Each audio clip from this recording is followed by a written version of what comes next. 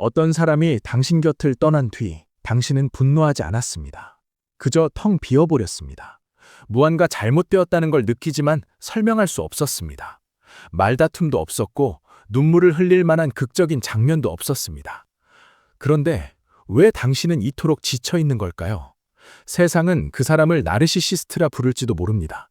하지만 오늘 저는 조용히 말씀드리고 싶습니다. 그 단어는 충분하지 않습니다. 성경은 그보다 훨씬 오래전부터 훨씬 더 정확하게 이 존재를 묘사하고 있었습니다. 우리가 나르시시스트라는 단어에 기대는 이유는 그 단어가 아프고 복잡한 경험에 이름을 붙여주기 때문입니다. 이름이 생기면 설명할 수 있고 설명할 수 있으면 조금은 덜 외롭게 느껴집니다. 그 마음은 충분히 이해됩니다.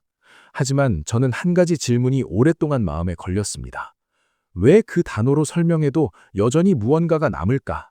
왜 그 이름을 붙여도 상처가 온전히 정리되지 않는 기분이 들까? 그 이유는 우리가 경험한 것이 단순한 자기중심적 성격의 문제가 아니기 때문입니다. 그것은 영적인 차원에서 작동하는 무언가였습니다. 심리학은 행동 패턴을 분류할 수 있지만 영혼에 가해진 영향을 온전히 설명하지는 못합니다. 행동에 이름은 붙일 수 있어도 그 행동이 한 사람의 내면에 남긴 흔적, 즉 하나님과의 관계가 흔들리고 자신의 목소리를 신뢰하지 못하게 되고 기도조차 무겁게 느껴지는 그 현상은 심리학의 언어만으로는 다 담기지 않습니다. 그래서 성경이 필요합니다. 고린도후서 11장 14절은 이렇게 말합니다. 이것은 이상한 일이 아니니라. 사탄도 자기를 광명의 천사로 가장하나니. 이 구절이 묘사하는 것은 단순히 나쁜 성격을 가진 사람이 아닙니다. 빛처럼 보이도록 스스로를 위장하는 존재입니다. 여러분, 생각해 보십시오. 어둠은 경계하기 쉽습니다. 문제는 빛처럼 보이는 어둠입니다. 그것은 당신의 방어를 해제시킵니다. 당신이 문을 직접 열어주게 만듭니다. 그리고 당신이 문을 열었기 때문에 나중에 스스로를 탓하게 됩니다. 하지만 그 문을 연 것은 당신의 어리석음이 아니라 당신의 선함 때문이었습니다. 저는 이것이 단순히 나쁜 사람에 관한 이야기가 아니라는 것을 깨달았을 때 관점이 완전히 달라졌습니다. 이것은 분별력에 관한 이야기입니다. 그리고 분별력은 타고나는 것이 아니라 배우고 훈련해야 하는 것입니다. 형제자매 여러분, 이런 사람들이 처음 나타날 때를 떠올려 보십시오. 그들은 대부분 조용히 옵니다. 큰 소리를 내지 않습니다. 오히려 귀를 기울입니다. 당신의 말을 잘 듣습니다. 당신의 고통에 공감합니다. 성경 구절을 인용하기도 하고 기도를 제안하기도 합니다. 처음에는 하나님이 보내신 사람처럼 느껴집니다. 당신의 신앙 언어를 그대로 씁니다. 당신이 소중히 여기는 가치를 존중하는 것처럼 보입니다. 그래서 당신은 의심 없이 마음을 엽니다. 잠언 14장 12절은 이렇게 경고합니다. 어떤 길은 사람이 보기에 바르나 필경은 사망의 길이니라. 이 구절은 단순히 도덕적 선택에 대한 경고가 아닙니다. 우리가 믿는 것이 옳다 보일 수 있지만 그 끝이 반드시 생명으로 이어지지 않는다는 경고입니다. 겉으로 옳아 보이는 관계가 실제로는 당신의 영혼을 서서히 약하게 만들 수 있습니다. 그렇다면 어떻게 알 수 있을까요? 예수님께서는 마태복음 7장 16절에서 명확한 기준을 주셨습니다. 그들의 열매로 그들을 알지니. 말이 아니라 열매입니다. 인상이 아니라 결과입니다. 이 사람과 함께한 시간이 지나고 나서 당신은 더 자유로워졌습니까? 아니면 더 작아졌습니까? 더 하나님과 가까워졌습니까? 아니면 그 사람의 생각이 하나님의 자리를 차지하기 시작했습니까? 당신 안에 평안이 자라났습니까? 아니면 늘 설명해야 하는 피로가 쌓였습니까? 이 질문에 정직하게 대답하는 것이 분별의 시작입니다. 여기서 한 가지 더 교육적으로 짚어드리고 싶은 것이 있습니다. 열매는 즉시 드러나지 않습니다. 사과나무도 꽃이 지고 한참 후에야 열매가 열립니다. 그렇기 때문에 초반의 인상에만 기대면 안 됩니다. 관계가 일정 시간 지속된 후 당신의 내면 상태가 어떻게 변했는지를 돌아보는 습관이 분별의 훈련입니다. 처음 3개월과 1년 후의 당신을 비교해 보십시오. 더 단단해졌습니까? 아니면 더 흔들리게 되었습니까? 여러분, 이 지점에서 많은 신앙인이 혼란을 겪습니다. 우리는 오래 참으라고 배웠습니다. 70번씩 7번이라도 용서하라고 배웠습니다. 그래서 무언가 불편함을 느낄 때도 스스로를 탓합니다. 내가 너무 예민한 건 아닐까? 내가 믿음이 부족한 건 아닐까? 이 자책이 반복될수록 당신 안의 분별력은 점점 흐려집니다. 하지만 이것이 바로 그 위험한 패턴이 노리는 것입니다. 혼란이 도구입니다.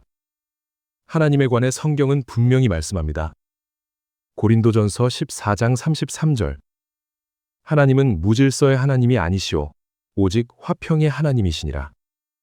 어떤 관계가 계속해서 당신을 혼란스럽게 만든다면 그 혼란은 하나님으로부터 오는 것이 아닙니다. 혼란과 책망은 다릅니다. 이 둘을 구분하는 것은 매우 중요한 영적 훈련입니다. 하나님의 책망은 우리를 더 명확하게 만들어줍니다. 잘못된 곳을 정확히 짚고 회복의 방향을 제시합니다. 책망을 받은 후에는 무겁지만 분명한 방향이 생깁니다. 반면 이런 사람들이 만들어내는 혼란은 방향 없이 당신을 흔들 뿐입니다. 당신이 어디에 서 있는지조차 모르게 만듭니다.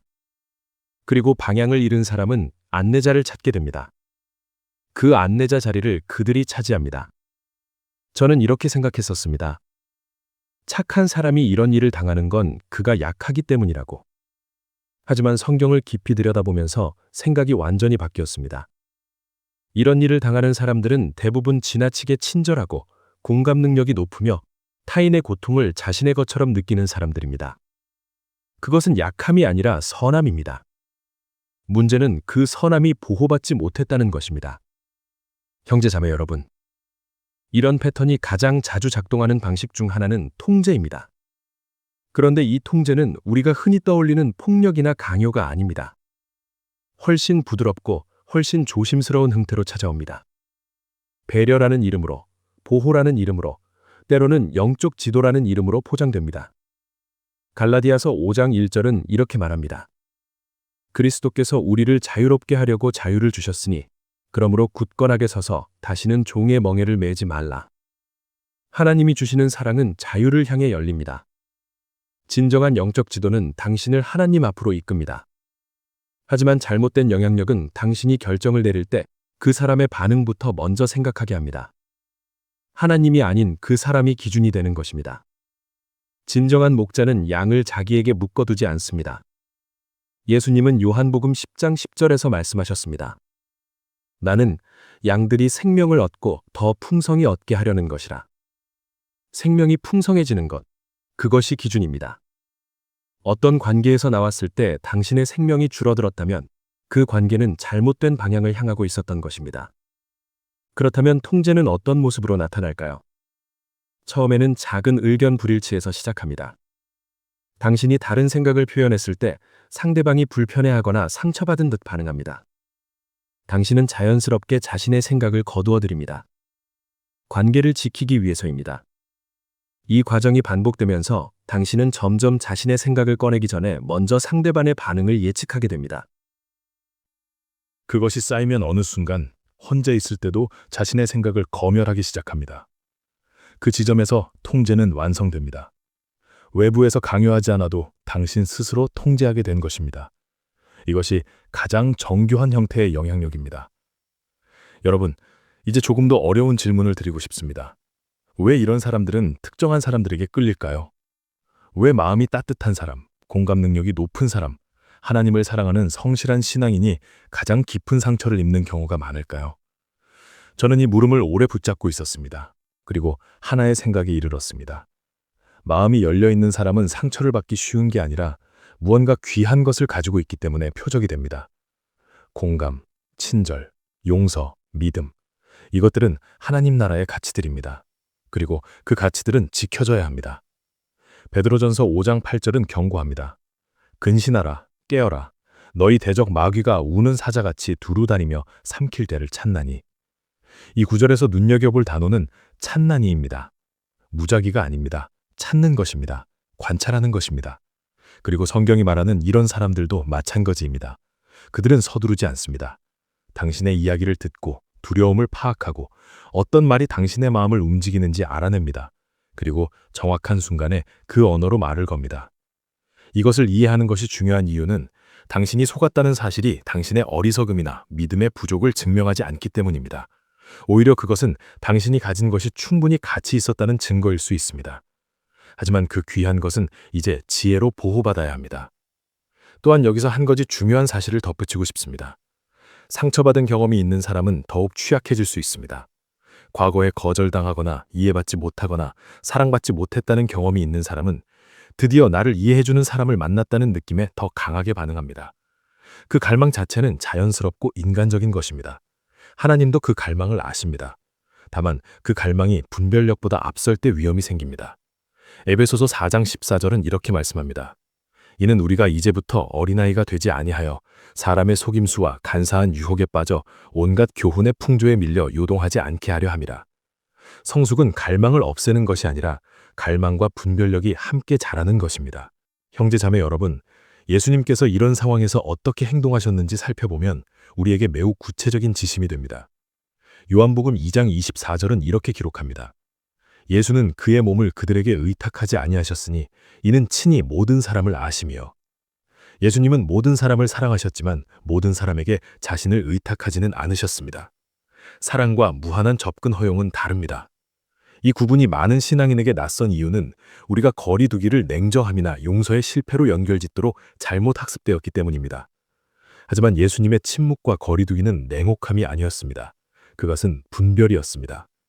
마가복음 1장 45절을 보면 예수님께서 치유 후에 자주 한적한 곳으로 물러나셨다는 기록이 있습니다. 모든 요구에 응하지 않으신 것입니다. 당신에게도 물러날 권리가 있습니다. 설명 없이 거리를 둘 권리가 있습니다. 그것은 사랑의 실패가 아닙니다. 그것은 지혜입니다. 잠언 4장 23절이 명령합니다. 모든 지킬 만한 것 중에 더욱 네 마음을 지키라. 생명의 근원이 이에서 남이니라. 이것은 권고가 아닙니다. 명령입니다. 마음을 지키는 것이 생명의 근원을 지키는 것이라고 하나님은 말씀하십니다. 많은 분들이 여기서 이런 질문을 하십니다. 경계를 세우면 그 사람이 상처받지 않을까요? 내가 너무 냉정할 사람이 되는 건 아닐까요? 이 질문은 선한 마음에서 나오는 것입니다. 하지만 생각해 보십시오. 당신이 경계 없이 모든 것을 내어주었을 때 그 관계는 더 건강해졌습니까?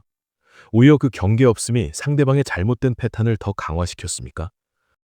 진정한 사랑은 때로 상대방이 원하는 것을 주지 않는 것입니다.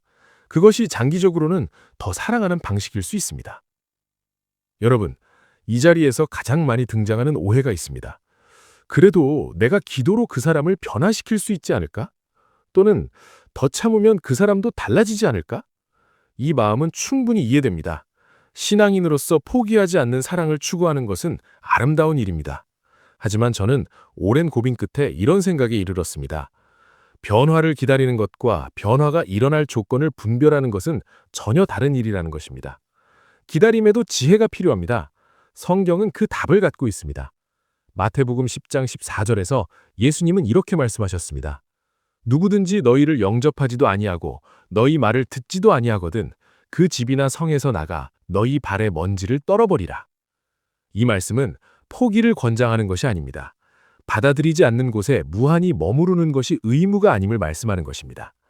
당신이 그 관계에 계속 남아 있었던 것은 믿음이 없었기 때문이 아닙니다. 오히려 너무 믿고 싶었기 때문입니다. 그 마음 자체는 잘못된 것이 아닙니다. 하지만 이제 당신은 알아야 합니다. 변화는 하나님이 하시는 일이고 당신이 감당해야 할 것은 당신 자신의 마음을 지키는 일입니다. 하나님은 당신에게 모든 사람을 변화시킬 책임을 주지 않으셨습니다. 그분은 당신에게 당신 자신을 잘 지키라고 하셨습니다. 형제 자매 여러분, 이 모든 이야기에서 가장 조용하고도 중요한 상처는 따로 있습니다. 그것은 당신의 목소리가 사라지는 것입니다. 처음에는 그 사람 앞에서만 조심스러워집니다. 그러다 점차 혼자 있을 때도 자신의 생각을 신뢰하지 못하게 됩니다. 기도할 때도 하나님의 음성인지 그 사람의 목소리인지 구분이 안 됩니다.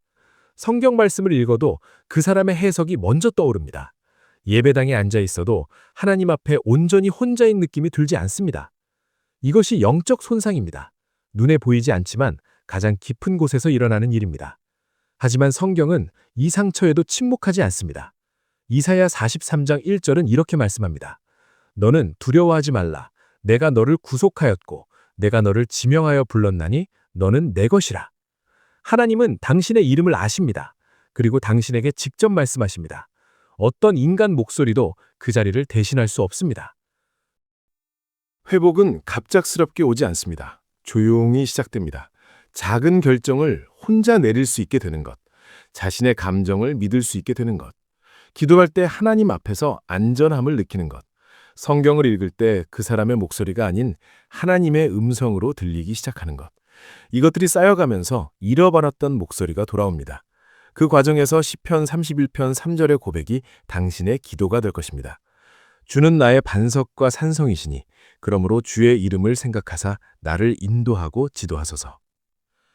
여러분, 이제 이 여정의 마지막을 함께 생각하고 싶습니다. 이 모든 것을 경험하고 나서 우리는 두 가지 위험에 빠지기 쉽습니다. 하나는 자신을 끝없이 탓하는 것이고 다른 하나는 모든 것에 문을 닫아버리는 것입니다. 두 가지 모두 이해할 수 있습니다. 하지만 두 가지 모두 온전한 회복이 아닙니다. 하나님이 원하시는 것은 당신이 굳어지는 것이 아닙니다. 분별력을 갖추는 것입니다. 두 가지는 완전히 다릅니다. 굳어진 마음은 모든 것에 닫혀 있지만 분별력 있는 마음은 어디에 열려야 하고 어디에 닫혀야 하는지 압니다. 히브리서 5장 14절은 이렇게 말합니다. 단단한 음식은 장성한 자의 것이니 그들은 지각을 사용함으로 연단을 받아 선악을 분별하는 자들이니라. 분별은 훈련입니다. 그리고 고통이 그 훈련의 교실이 될 수 있습니다. 당신이 경험한 것은 낭비가 아닙니다. 하나님의 손에서는 아무것도 낭비되지 않습니다. 로마서 8장 28절이 약속하는 것처럼 우리가 알거니와 하나님을 사랑하는 자, 곧 그의 뜻대로 부르심을 입은 자들에게는 모든 것이 합력하여 선을 이루느니라. 모든 것이라는 말에는 그 관계도 포함됩니다. 그 혼란도, 그 상처도, 그 긴 침묵도 포함됩니다. 심지어 자신을 탓했던 그 시간도 포함됩니다. 하나님은 그 모든 것을 당신 안에서 선으로 바꾸실 수 있습니다. 한 가지만 더 말씀드리겠습니다. 이 상처가 깊을수록 혼자 감당하려 하지 마십시오. 신뢰할 수 있는 공동체, 건강한 신앙 안에서 당신의 이야기를 들어줄 사람이 필요합니다. 전도서 4장 9절은 이렇게 말합니다. 두 사람이 한 사람보다 나음은 그들이 수고함으로 좋은 상을 얻을 것임이라. 하나님은 우리를 공동체 안에서 회복하도록 설계하셨습니다. 고립 속에서 혼자 모든 것을 해결하려는 것은 회복의 방식이 아닙니다. 당신의 이야기를 함께 들어줄 건강한 사람들 곁에 머무십시오. 형제자매 여러분, 당신이 이 설교를 끝까지 듣고 있다는 것은 무언가 정리하고 싶은 것이 마음속에 있다는 뜻일 것입니다. 그 마음을 하나님께 가져가십시오. 설명할 필요 없습니다. 증명할 필요 없습니다. 하나님은 공개적인 증거를 요구하지 않으십니다. 그분은 당신의 내면을 이미 보셨습니다. 그리고 당신 편이십니다. 앞으로 당신은 더 잘 알아볼 것입니다. 처음엔 말로 설명하기 어려운 불편함을 느낄 때 그냥 넘기지 않게 될 것입니다. 열매를 먼저 보게 될 것입니다. 이것이 두려움이 아니라 지혜입니다. 그리고 그 지혜는 당신을 다치게 만들지 않습니다. 오히려 더 진정한 사랑을 할 수 있게 만들어줍니다. 지킬 것을 지키면서 사랑할 때 그 사랑은 비로소 오래갑니다. 당신이 빛과 거짓 빛을 구별할 수 있다면 이제 당신은 진짜 빛 앞에서 더 깊이 감사하게 될 것입니다. 그것이 이 고통이 가져다 준 선물입니다. 쉽게 얻지 못하는 그러나 오래 남는 선물입니다. 분별은 상처의 흔적이 아닙니다. 분별은 하나님이 그 상처를 통해 당신 안에 심어주신 지혜입니다. 오늘 말씀이 마음에 닿으셨다면 댓글에 이 한 문장을 남겨주세요. 이제 나는 열매를 봅니다. 이 채널 영혼의 양식이 계속해서 이런 말씀을 여러분께 전할 수 있도록 구독과 좋아요 그리고 알림 설정을 해두시면 감사하겠습니다. 비슷한 고민을 가진 분께 이 영상을 공유해 주시면 그것이 누군가에게는 작은 위로가 될 수 있습니다. 억지로 권하는 것이 아니라 이 말씀이 필요한 누군가가 분명히 있을 것이라 믿기에 조심스럽게 부탁드립니다. 분별은 경계심이 아닙니다. 분별은 빛을 제대로 보는 눈입니다.